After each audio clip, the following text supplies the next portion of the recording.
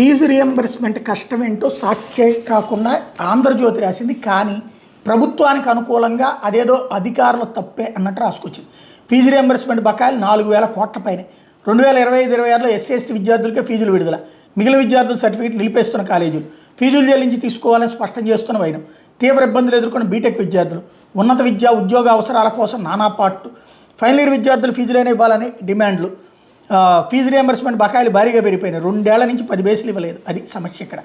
జగన్ హయాంలో చివరి ఏడాది 2023-24 విద్యా సంవత్సరంలో 3 క్వార్టర్ల ఫీజులు సుమారు 2,000 కోట్లు పెండింగ్లో ఉన్నాయి. కూటమి సర్కార్ వచ్చిన తర్వాత తొలి ఏడాది 2024-25కి చెందిన ఫీజులు పూర్తిగా చెల్లించారు. కానీ 25-26లో 4 క్వార్టర్ల ఫీజులు పెండింగ్ పెట్టారు. కేంద్ర ప్రభుత్వం వాటా రావడంతో ఎస్సీ/ఎస్టీ విద్యార్థులకు చెందిన సుమారు 500 కోట్ల ఫీజులు మాత్రమే చెల్లించారు.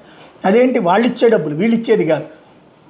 ఓవరాల్గా ఇతర విద్యార్థులకు చెందిన సుమారు 2,000 కోట్లు పెండింగ్లో ఉన్నాయి. మొత్తంగా 4,000 కోట్లకు పైగా బకాయిలు ఉన్నాయి. దీంతో తాజాగా ఇంజనీరింగ్ పూర్తి చేసిన విద్యార్థులు ఇబ్బందులు ఎదుర్కొన్నారు.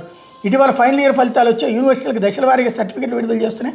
అయితే ప్రభుత్వం భారీగా ఫీజులు పెండింగ్ పెట్టేందుకు ఫీజులు కడితేనే సర్టిఫికెట్లు ఇస్తామని కాలేజీలు స్పష్టం చేస్తున్నాయి.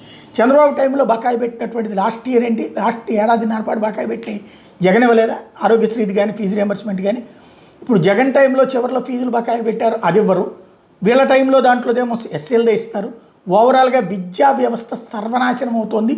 డబ్బులు లేకపోతే చదువులు మధ్యలోనే ఆగిపోతాయి అన్నటువంటి నిజాన్ని మర్చిపోతున్నారు.